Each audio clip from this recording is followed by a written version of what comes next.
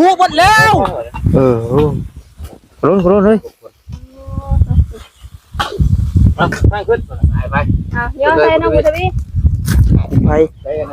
เอาหมอนก็ใส่ วันนั้นว่าน่าจะตายกูออก โก้ย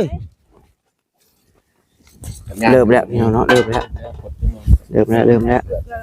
เอาขึ้นเทิงมึงโนไปทางไหน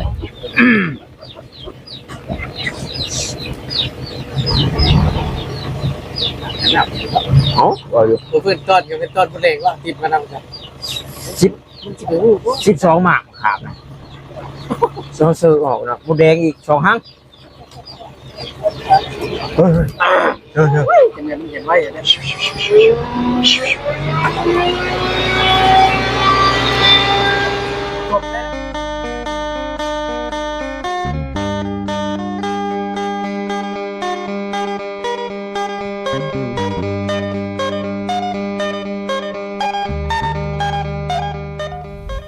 ไผน้องแววตาเนาะแม่นบ่ใส่เครียดตัวไว้ พี่น้องเนาะบริษัทเมาหยอกแล้วจังว่ามาแต่ละมื้อสังเกตเลยพี่น้องเนาะแล้วเพิ่นน่ะแล้วไปย่ายงัวแล้วก็นั่งอยู่พูดอยู่แจพุ่นมื้อนั้น นั่งไก่ดูไก่เต้าไก่ผัวดิสิเอาพี่น้องเนาะจังใดก็ขอกราบทักทายสบายดีเด้อพี่น้องเด้อเนาะFC กันเบิดสุคนบ่อยู่ทางฝั่งลาวฝั่งไทยหรือว่าทางต่างประเทศนำกันยินดีต้อนรับเข้าสู่ช่องของวอตาบ้านเฮาคือเก่าพี่น้องเอ้ยมื้อนี้ก็แวะมาหาน้องน้อยเพิ่นคือเก่าเนาะพอดีว่าทางบ่าวจิตบ่าวแสนเนาะหรือว่าทางบ่าวซาลีบ่ชวนขึ้นเซโปนโยพี่น้องเอ้ยมื้อนี้ขอโทษขออภัยน้ำลายๆเนาะบ่ได้ขึ้นไปนำพี่น้องเอ้ย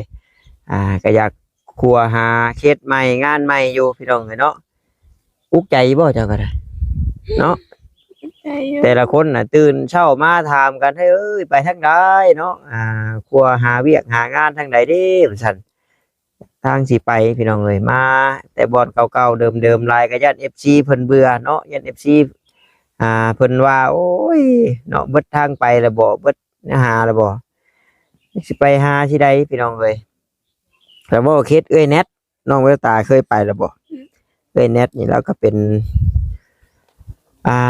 จักสิว่าเป็นโรคประสังเลยเป็นโรคไทรอยด์พี่น้องห้องไห้อยู่เราก็ได้อยู่บ้านนาแพกนั่นแหละเนาะแต่ว่าช่วงนึงนั้นก็ได้ยินว่าผู้ใหญ่ทั้งเบาแสนเพิ่นอยากเข้าไปทำข้าวอยู่จังใดเงียบหายแล้วบ่เพราะว่าก็ถือว่าทางเอ้ยแนทแล้วนี่เว้าบ่เบิดก็บ่มีบุญปานใดพี่น้องเอ้ยเนาะบ่ต้าก็แนะนำทางเขาอ้ายเพิ่นอยู่สอนสู่เขาอ้ายเพิ่นฟังอยู่พี่น้องเอ้ยเนาะก็บ่เห็นผู้ใดเข้าไปนั่นนี่แหละไปหาเคสใหม่ก็มันบอนคนบ่หุ่มบัดว่าบอนเบิดก็วิวแหละพี่น้องวิวพอวิวบ่ขึ้นแล้วก็เฮ็ดให้คนฮู้จักน่ะน้อยเฮ็ดให้คนฮู้จักน้อยบอนใดคนหุ่มแน่บัดวิวก็พอขึ้นแน่บัดเฮ็ดให้คนฮู้จักขึ้นในวงกว้างซี่นะบอนอื่นเฮาก็ไปอยู่บางทีนะแต่ว่าวิวบ่ขึ้นแล้วก็มันรถคนก็บ่เห็นแล้วน้องเวลตาได้ถ้ามีแผนมีหยังมีเคสใหม่ไปใช่อยู่บ่ทั้งว่าทันมีเนาะสิแหละนี่แหละก็เลยว่าตั้งบ่จิตบ่แสนบ่สลกสลีกับปรึกษากันอยู่พี่น้องเอ้ยจังได๋จะเฮาว่าขึ้นไปเซโปนบ่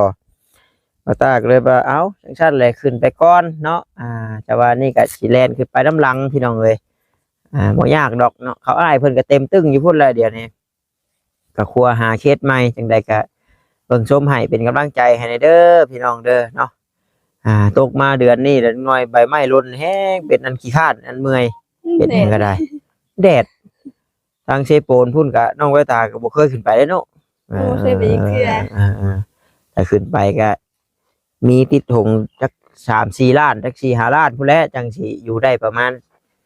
ระดับ 4-5 มื้อหรืออาทิตย์นึงไปแล้วห้องก็คืนละ150,000ห้องพัดลมจำห้องแอร์นี่ก็ขึ้น200,000พี่น้องเนาะ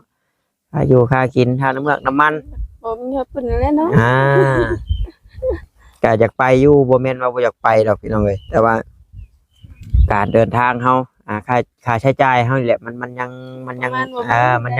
บ่หลายมีอยู่แต่ว่ามันมีบ่หลายพี่น้องเนาะคือบ่ต้าเว้าแล้วมันต้องค่าน้ำเมือกน้ำมันต้องตีไว้ซะเนาะใส่เทื่อละ 7-8 แสนเทื่อละ 5-6 แสน อ่าสมมุติว่าอยู่จัก3-4 มื้อสินะมันก็จังสิคุ้มแน่นี่เฮาไปทางไกลนอนคืนเดียวกลับลงมาแล้วมันบ่คุ้มพี่น้องเนาะนี่แหละเลยว่าผู้ใดไปก่อนก็เดินทางปลอดภัยแล้วก็ซอกหาเนาะเคสผู้ที่เพิ่นตกทุกข์ได้ยากลำบากอะไรแหละพี่น้องเอ้ยเนาะเพราะว่า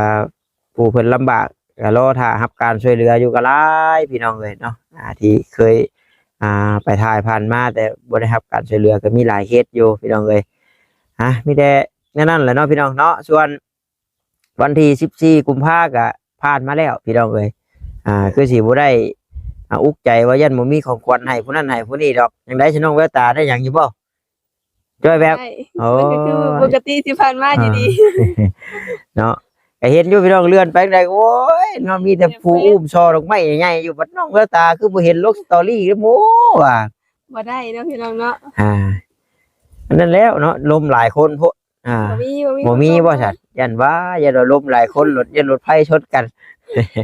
หลายคนอยู่พี่น้องเนาะถามน้องแววตาเด้อว่าซั่นมีพวกผู้บ่าวหรือบ่ถามเอาเองก็แล้วพี่น้องเนาะ มี บ่ตากันไปนํกันอยู่ได้น่ะบ่ได้สร้างเว้าเรื่องแบบซี่ได้พี่น้องเนาะบ่ได้สร้างว่าโอ้ยผู้บ่าวมาหาน้องน้อยก็เว้าคือเคยเว้าหยอกเว้าหัวกันนั่นแหละพี่น้องเนาะเพราะว่าผู้ใดก็เว้าแล้วก็เห็นเพิ่นเม่นอยู่โอ้ยเนาะมีหนุ่มๆยูทูบเบอร์เพิ่นว่ามาเว้าเรื่องผู้บ่าวผู้สาวน้องน้อยโดนด่าหลายว่าซั่นเอาอันนี้ก็ขอโทษขออภัยนํเนาะนำผู้ที่เพิ่นจังได๋เพิ่นผู้เพิ่นแบบบ่มักในการเว้าจังซั่นเนาะแล้วก็แบบว่าเพิ่นซีเรียสในเรื่องแบบซี่สินะก็ขอโทษขออภัยนํพี่น้องเอ้ยแต่ว่าสำหรับผู้ที่เพิ่นเข้าใจแล้วเนาะโอ้ก็เว้าหยอกเว้าหัวกันเพราะเป็นสีสันแล้วก็เคยเว้าเรื่อยแหละสินะจนชินแหละจนแบบว่าน้องน้อยเพิ่นก็บ่ได้คิดอีหยังหลายสินะแต่ว่ายันว่าผู้เพิ่นเข้ามาเบิ่งมาชมน้ำหลังว่าโอ้ว่าหยังว่าเว้าในเรื่องผู้สาวเรื่องผู้บ่าวเห็นนะขอโทษขออภัยนำหลายๆเด้อเนาะพี่น้องเนาะป้าจ้าพี่น้องเอ้ยจังซั่นก็พุ่นละเดี๋ยวเข้าไปหาน้องน้อยเพิ่นก่อนมื้อนี้ก็รู้สึกว่าหิวข้าวแหละเนาะเดี๋ยวสิชวนน้องน้อยเพิ่นต้มหมี่บ่มื้อนี้มีหมี่มาอยู่5ห่อ อยู่ได้ค่อยก็ได้ หิวอยู่บ่ยำข้าวมานี่นะชำบ่ซื้อแนวมาต้มมาตุนกินแล้วเนาะพี่น้องเอ้ยนี่ก็กินมื้อนี้ก็จักสิไปฮอดไสแหละพี่น้องเอ้ยบ่าวบุญเพยก็คือว่าก้นมันเนาะบ่าวครับนี่ก็ไปบ่ยันเพราะว่าเห็นเว้าหลักๆกะลีนี่แม่นบ่าวแสนกับบ่าวจิตบ่าวสาลีนะพี่น้องเนาะแต่ละคนก็บ่แม่นว่าบ่อยากไปนํกันได้พี่น้องเนาะเหตุผลก็คือนี่แหละคำว่าเงินนี่แหละจำว่าเรื่องเงินมาหลายมันคือโพดพี่น้องเนาะไม่ใช่ว่าโอ้ยเห็นแกเงินชั้นสินะอันนี้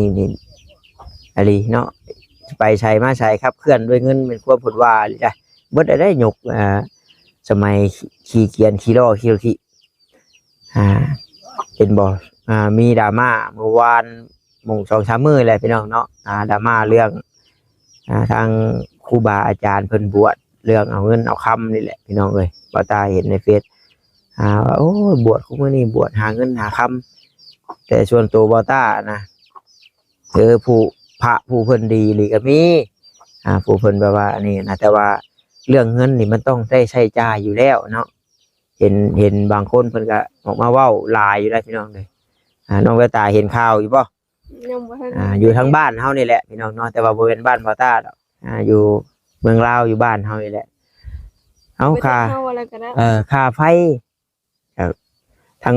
ทางยาคูเพิ่นก็ได้เสียพี่น้องเนาะค่ารถค่าล่างทางยาคูเพิ่นก็ได้เสียคือกันแบบว่าบัดยามเพิ่นไปหันไปนี่แม่นอยู่ว่าเพิ่นบ่มีรถส่วนตัวสินะแต่ว่าเพิ่นไปหันไปนี่เพิ่นก็มีค่าใช้จ่ายกันเนาะแบบว่าหาลูกศิษย์ลูกหาไปสินะเพิ่นก็ต้องมีสินะยังก็แล้วแต่พี่น้องเอ้ยเนาะอายุค่ากินคุมื้อนี่เอาอันนี้ก็เห็นข่าวเพิ่นโซเลกันสิดอกพี่น้องเนาะจังใดก็ย่าดอกไปซะน้องแววตาไปเว้าหลายยืนยาวเนาะส่วนน้องแววตาก็ฮักผิดหวังคือเก่าพี่น้องบ่มีผู้ให้โซดอกไม้จักดอกเพิ่นว่า ย้อนหลังให้ก็ได้เด้อ ยังเอาอยู่บ่จ้ะ เอาฮักเสมอ สิฮับเป็นดอกไม้หรือฮับเป็นนักกิน เมื่อใด หรือฮับเป็นเงินเฮ้ย เมื่อใดก็ได้ อะไรก็ได้บ่ ใจให้เนาะ จำใจให้เนาะคอยว่าสิซื้ออันว่า สกอตเล็กล่างถ้วยให้เมียข่อยเมื่อคืนกับสไลด์มันคือ เป็น ผู้ หน้าระบูดเยอะ ข่อยเลือกเฮ้ยว่ะถามอีกได้ชื่อดอกไม้กันเจ้าสิเอาหรือเปล่าดอกกุหลาบนี่วะใส่บาตรถามอย่าคู่แล้วว่าเนาะเอ้ยซื้อให้เพิ่นดอกนึงเมื่อคืนนี่20,000กีบพี่น้อง ยิ้ม เอ้ย มันขึ้นว่าหั่น โก้ยิ้มเมื่อคืนนี่เนาะไปจะพี่น้องเอ้ยเว้าลายยืดยาวเว้าลายแห้งยืดแห้งยาวเนาะบ่สุดบ่สวยอีกเทื่อแล้วโอ้ว่าเว้าบ่ม่วนนวลหูจังใดเนาะก็ขอโทษขออภัยนำหลายๆเด้อพี่น้องเอ้ยเนาะบางคนก็โอ้ยมักในการเว้าการว่าบางคนก็โอ้ยบ่มักในการเว้าการว่าแบบนี้สินะขอโทษขออภัยนำก็กินขึ้นอยู่กับผู้มักคือเพิ่นว่าเด้เนาะมันผู้บ่มักมันก็ว่าบ่แซ่บแล้วแหละผู้ใดมีอันจุดลงสัญญาณอย่างนี้ก็บอกกันเด้อมื้อนั้น3 โมงได้ลงหมู่ 3 ชั่วโมงแล้ว เนาะสวัสดีเด้อเนาะได้ผู้สาวไม่ใช่เพิ่มแล้วมื้อนี้มานำมื้อนี้โดยโอ้ยให้ดอกคืนเดียวก็มาแหละเนาะยาวยังไงเด้อโอ้ยอยากเฮ็ดซอยดิไปนะโอ้ยดังไฟก่อนเฮาบางทีมีพูดได้อยู่บ่เอาหนังไฟหมดนี่ได้พอไปดิ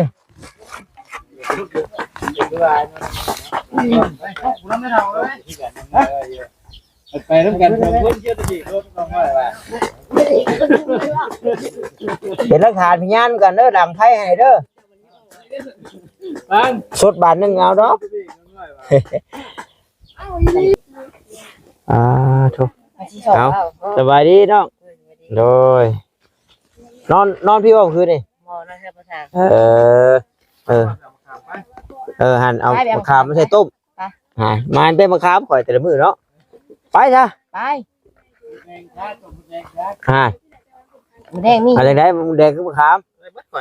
ได้เบิดเนาะได้แต่มะขามไปจ้ะโอ้เนาะนี่คลิปได้หมูแดงบ่น่ะไอ้ยาหมูแดงเอาบ่ปลาทุกนางปืนอยู่ไปใส่ขี้หมูจ้ะไปหาไปเอามะขามไปค่ะ โยเนาะเฮ็ดได้จะเพิ่นใช้มะขามปลาทุกโอ้เนาะเอาสวัสดีเด้อพ่อช้างสวัสดี แล้วนะมื้อนี้เนาะทางนอกนี่ ยังกำลังแล้ว ฮะ ใช่ เอาทางหลังยังบ่ได้นี่บ่พี่น้องเอ้ยว่าใกล้แล้วฮะโยเอ็ดได้ใช่น้องน้อยบ่ไปบ่โยเพิ่นใช้ไปเอามะขามเพิ่นว่าขึ้นอย่างนี้ก็ได้ใส่มะขามใส่ต้มเป็ดแล้วบ่ช้างชื่อเป็ดมามื้อนี้ของขวัญวันวาเลนไทน์พ่อช้างชื่อเป็ดผู้ให้ธรรมดาย้อนหลังไปจ้ะมะขามก่อนเนาะเห็นแล้วกกใกล้ๆนี่กกใกล้ๆนี่แหละ เอาไปใกล้บ้างแดดดิ โยแดดแล้วเนาะมามื้อใดก็มาเอาแต่มะขามโอ้ อื่นจะมาทำอีกแต่ ว่านี่แหละ เอาไปชื่นชมเลยค่ะ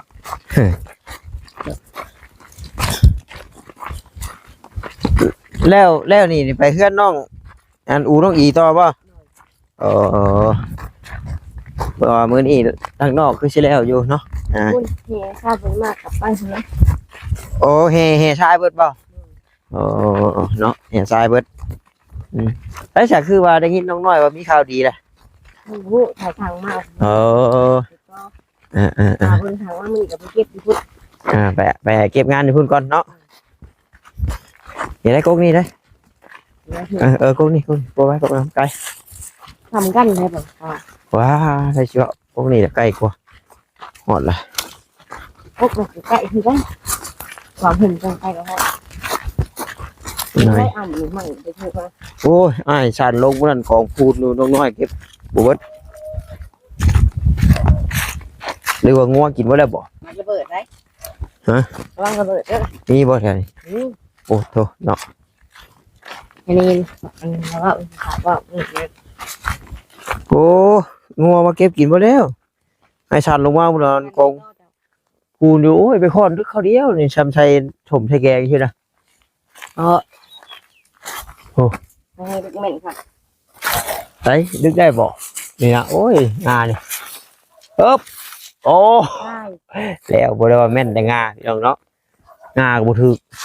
เอาบ่ตาเฮ็ดงาดิอุ้ยถ้าพี่ใช้เอามะขามมันพลอยแล้วเฮ้ยใส่ลายแท้ขามเปียกโว้ยสมแล้วเอาบ่ โอ้ยใส่พอได้ใส่ต้มเสียเนาะใส่อีกแบบนึง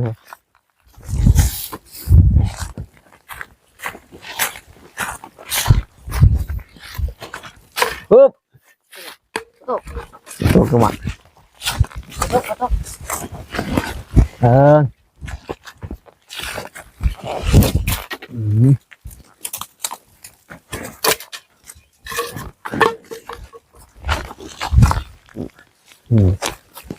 โอ้ยเรือเอาไปได้ไปเนี่ยนะคำดิบกระตุกน้ำนี่นะโอ้เอาเนี่ยนะไปพี่น้องเนาะ เดี๋ยวมาทวนทำดิบเอาอ่ะไป เอาแล้วเนาะเอาเดี๋ยวเราวันนี้ เอามาทำซุกมาเอาทำดิบอันนี้น้าอีกจ้ะ อยากกินโฉบอีกเนาะ ค่ะเป็นที่จบเลย ใส่อยู่นี่ อะไรจะมาเอาใหม่บ่ แรงว่าใหม่แดดพี่น้องเนาะ อันนี้ นี่บ่ เละนี่เนาะ แดดแล้ว แล้วจะไปหอนบ่ โอ้ยจนเงื้อง หรือจะเอาใส่หอนเลย จนเงื้องน้องน้อยเอ้ยมาหับน้องบุตรวีเด้มาหับน้องบุตรวีเนี่ยย่างชิบไหวแล้วโอ้ยชิบไหวแล้วนั่นกะอยู่เข่าวะโอ้ยหน้าเหี่ยวหน้าหุบไปเนาะเอาสบายดีเด้อเด้อเอามาขามาใส่ต้มก่อนท่านพักผ่อนกี่ข้าวแล้วเว้ยมาพักผ่อนก่อนไปใช้เบิดหันได้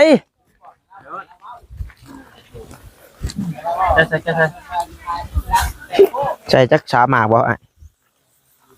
ใส่30 บาทสมห้วยนะ อย่างคักเนาะ ทำบาน ท้องจนห้องเว้ยเลิศ ข่าวว่าอยู่ได้ว่าจะออกเชียงเลย เพราะฉะนั้น เอาเฮ้ยคนบ่คือนี่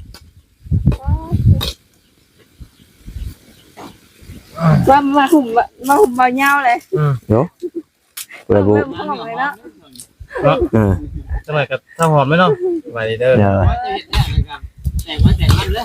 บ่เงาบางคนเช็ดก็เป็นใช่เนาะโอ้เราสิมื้อนี้แซ่บได้ มันย่องมาหน่อย รอก็รอให้กินก็แซ่บ ในหมอความไงไปกินไง อยู่เป็นอยู่ ก็ว่ากะเมื่อคืนหมอความเลย หัวมันเลยห้องเป็นไงกินในลูกชายไปทำไปปิ้ง เคยไปให้ปิ้งข้าวเพื่อได้กิน จักมากเลยบุตรวี 3เลย นั่นเด้เนาะผู้เช้าหุ่มมาหมักโอ้ยมักผู้เช้าก็ยาชื่อเลย ผู้สาวหุ่มลูกมักสิ แล้ว ฉี่ได้ยังฉี่แล้ว พอจะ ใจเบิดกับมือแล้วบ่ แล้วนะผสมเนาะ มะขามชุกเลยดิ ไม่จำบริเวณที่อยู่ ป่ะ สิโตพอดีแลนเลยนะเนาะ โบราณครับห้องน้ำก็มี เรียกเลยดิ ตัวของน้ำหุ่ม เพียงแต่พอแล้วได้กินแล้วเราจะ พอละมาเรียนตามตัวของน้ำ หักอะไรเหรอให้มันนอนในเตียงเอาหักอะไรเหรอให้มันนอนในเตียงเอา ไหน กระตุ้น มาเวียดเนี่ย มีสัญญาณนั่นแหละมีจะบ่งเดียวแหละสัญญาณก็ได้ ไม่ใช่ได้แปลงห้องเลย ไป ทำอันนั้นเด้อทำพอดินเลยเด้อ อันนี้นี่เฮาใส่เกลือนะบ่อยาว ทางวันยาวเพิ่นเฮ็ดเมนูนั่นก็สดๆ แล้ นะ ว ว่า ใส่มันนัว อืม เต็งนัวใส่แล้วบ่ใส่เกลือเค็มที่สุดเนาะ ว่าทางก็บ่ได้ฮู้กันได้แบบวิธีแบบ คิดว่าเราขัวกินกับเจียวซื่อๆนี่ พอแล้วบุญทวีจะไปใช้เบิดคือไอ้ยาวเว้าเด้ขาม10กว่ามาแล้วเว้าชื่อเด้นี่น่ะได้แล้ว เพราะผสมเลยมาตาแล้ว บ่ชมบ่ ชิมมึงก่อนวะ เพราะเราเอาให้กิน น้ำมะกลายเลย น้ำลายพี่เอาใช่จ้ะ ถ้าใจใช่สมุนแดงใช่ไหม ปื๊ โอ้ ด ยเพิ่มพลังเลย อ่า ท้องอยู่กินน้ำก่อนแล้ววะ อ๋อทำบุญทวีพอ แล้วบอกบ่พอ พอกับมือเจ้าใช่พมันน่ะพอแล้วเบิ่งนี่น่ะกองพูนอยู่พอแล้วบัดนี้เอ้ยมาหมูแดงก็ใช่น่ะ ใช่ตัวไหนน่ะ ผสม ใช่บ่ ใช่นะ เอาแล้วหมอนี่ เรียนพวกม่วงได้ค่ะเนี่ยต้นใบม่วงน่ะนี่ เส้นนวลสิไปห้า มันแดดเนาะบ่ล่ะ โอ้ บ่ได้อยู่น่ะ เด็ดเดี๋ยวได้สิ ไปเอามาไปพวกม่วงไป ง่วงว่ะ งานหนึงไปมาช่วยกันมาเจ้ามา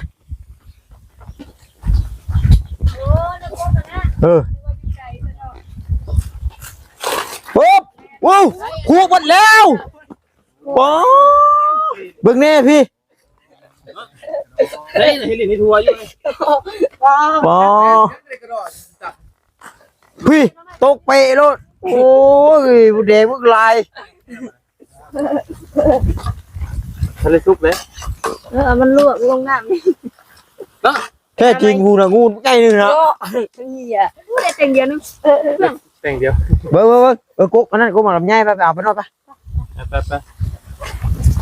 ม่วงเลย ใส่กุ๊กม่วงมีบ่กุ๊กม่วง ไม่ว่าอะไร อะไรไปเอาไปกุ๊กม่วงไป ง่วงใช่ บ้าห่อห้องไงนึงมึงน่ะไปฮะนุว่าจะกูคิดว่าเห็นเนี่ยดิ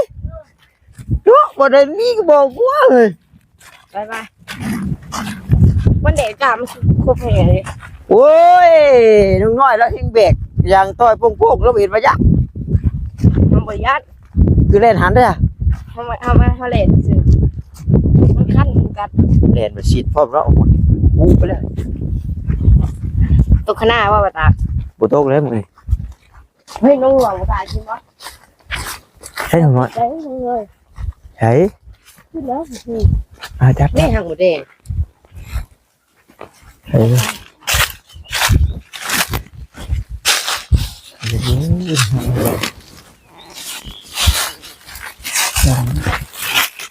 เราจะต้มจะแกงเด้อหมดแดงเด้อเอาโลด เนี่ยเดี๋ยวมึงไป หมดน้อยได้ไปจะไปเล่นชิดมันเลยค่อยไปเดี๋ยวมันจะเป็นยังเดี๋ยวบอกฮะมาให้จับได้แล้วไป เขามีพลัง หาเนี่ยบอกมันบ่ครบจักอันมันบอกคอเลยเด้เพิ่นยอมจำนวนแล้ว มึงบอกเขามีพลังไม่ยาว เออ ไม่ยาวมีพลังหมดเด้งมันประกัน ปล่อยร้องวะนี่ ดีป่ะพอแล้วเดี๋ยวว่าลงสิ เอาช่วยกันพ่อรุ่นเฮ้ย ตั้งขึ้นไป ย้อนไปน้องบุตรี ไป ไปกันนะดิเอาหมอนมาใส่ วันนั้นว่าน่าจะตายกูออก โอ้โก้ย ผู้ใดได้กินหัวน้องเว้ยเนาะผู้กลัวเลยกินก้นเนาะไม่ให้ปิ้งบ่ปิ้งเกี้ยวเว้ยแล้วนึกกับพอน้องหน่อย สบายแล้วนะ ตักเฉย เขาอะไร เอาเลยละ บอกให้ทางไปปิ้งเขาไปเอาไปปิ้ง ปิ้ง อ้าวบอกพาไปปิ้ง ต้องมาความอยู่บ่ได้กิน เขาบอก ใช้ปลาหมอเนาะปลาหมอมั้ย แล้วเขาบอกว่าได้น้องบุตรีพอดีคุณลงได้ดิลงทำผิดมีแต่ใบไม้เพราะสิคุณใช่ฮะ กึดไว้กึดคักบ่ได้บัดนี้ กินข้าวเจ้าเขาอบ3-4ตัว บ่ ว่าจะหมอพด สุกเลยก็เฮ็ด สดเกียดหมอพดเลยมันชุกเขา มันเถื่อกันยังแบบมีวิตามินเขาชุกแล้วมีวิตามินป้อเขาว่ายังใครอยู่ พอซาเลี้ยงเต็มที่วันนี้เนาะเป็ดตัวนึง ไป วันวาเลนไทน์มื้อวานนี้เลี้ยงกันค่อยเอามื้อสุดท้ายมื้อสุดท้ายเลยเนาะที่ชิหะที่สุหาเลี้ยงส่งนะเลี้ยงส่งวันที่14นี่แหละเอาขาดอาหารอะไรก็บ่ได้คนกินเท่านึงอันอยู่ในเรือนกับลางเทื่อก็บ่มีตู้เย็นซื้อชิ้นมากก็เฮ็ดแห้งเฮ็ดหยังไว้หนาวเบิดโอ้ยมันสิหนาวหยังปลาไว้ผู้เจ้าบ่ได้อยู่บางเทื่อก็มีแนวกินเฮารักษาบ่ดีมันครอบครัวอยู่ใครอยู่ไปฝากไว้ไอ้ตู้ยังมันไก่หมดเอาก้อนว่ะนี่เนี่ยนะถาวรก่อนมันอยากได้ใดนี่แต่แนวจะได้ลายลิ้นจ่าเลยจนขึ้นหมอกบ่เข้าเลยอยู่ไปหากินใช่มนุษย์เฮานี่เนาะแนวอยากได้มันแนวจำเป็นก่อนสอกแนวจำเป็นแล้วแนวบ่มีนี่แนวบ่มีกินตู้เย็นก็คักอยู่ได้เนาะพอเพราะว่าเฮามาแล้วเฮาเอาไว้จะว่าแนวจำเป็นมันยังก็จำเป็นไปเบิดพี่น้องเอ้ยถ้าพื้นน้ำใดก็จำเป็นเนาะเดี๋ยวสูบใช้แน่บาทนี่บ่ได้หาสูบไว้หั่นแหละคันบ่มีหัวก็หัวกินเบิดแล้วน้ำเลยได้ละเริ่มแล้วพี่น้องเนาะเริ่มแล้วเอาขึ้นเทิงมึงโนไว้ไปทางไหนเทิงว่านี่แหละ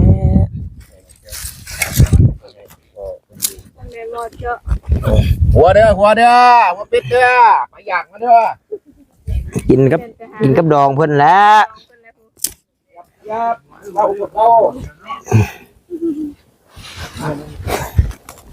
ให้ค่อยๆเนาะพอมีพูดเลยก็ได้ซอยยังไงก็ได้เห็ดโอ้ยอย่างหน่อยก็ได้เห็ดเนาะ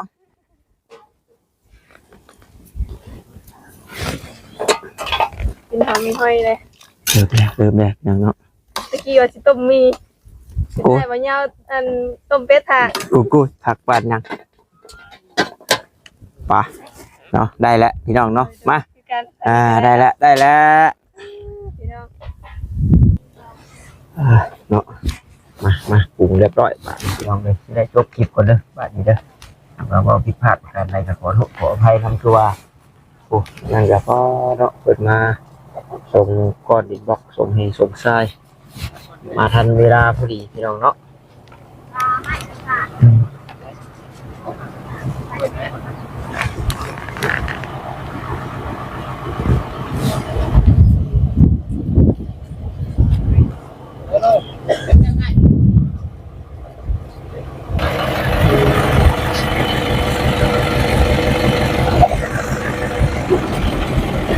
ตีรถเราจุดดีอย่างเนาะ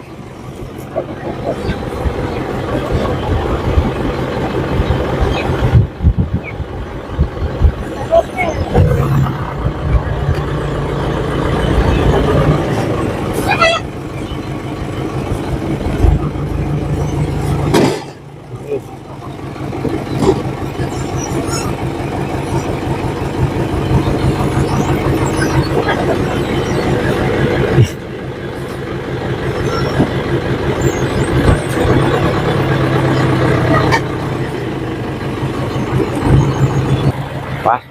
พี่น้องเลยแล้วเรียบร้อยปรุงเลยป่ะน้อยเอาปรุงเลยนะชมไม่ห่วย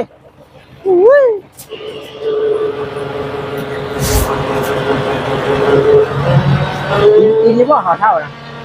ว้าวเอา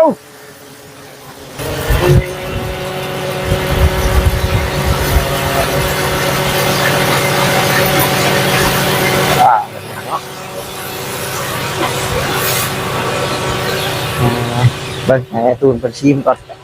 มันนี่อยู่บ่ตัวพอเปื่อยแล้วพ่อโอ้ยเอาชิมดู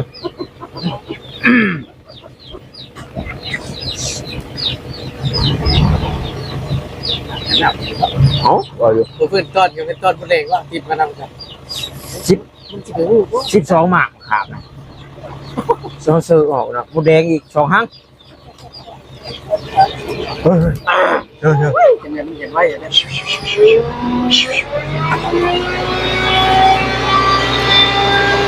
จบได้แล้วจบได้เนาะจางนัวจางวะโอเคเด็กเลยกันมาเด็กเลยกันหน่อยเนาะ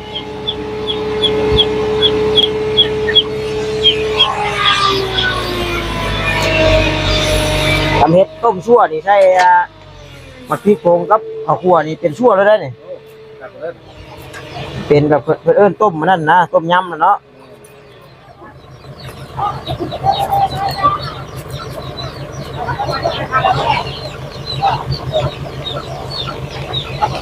หวังว่าคือสิบ่เค็มบัดคนนี่ใส่แกงไม้มันนั่นยังเค็มเนาะนี่ก็จางว่าซั่นเนาะใส่ จางเอาไว้จางนี้จางอยู่หั่น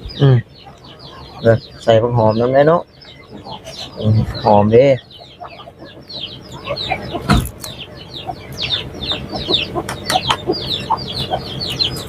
รวม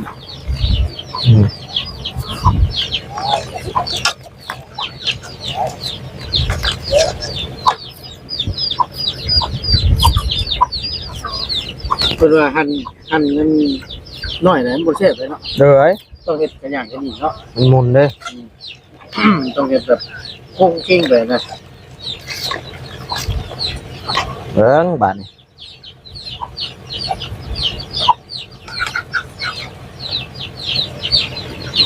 เอาเนาะเอามาจ้างไอ้นี่พอดีแล้วบัด โอ้ได้เรื่องละโอ้โหโอ้ยเนาะ โอ้ยจะได้แฝงตุยคนแรก ไปพี่น้องเลยพี่จะได้ครบคลิปอะไรแล้วบาดนี่เนาะเอาได้กะผมมุกขอบใจละลายที่เขามาเบิ่งมาชมแล้วก็บุกกดขามโฆษณาเนาะพี่น้องเนาะสบายดีเด้อพี่น้องเด้อบ๊ายบายปงแล้ว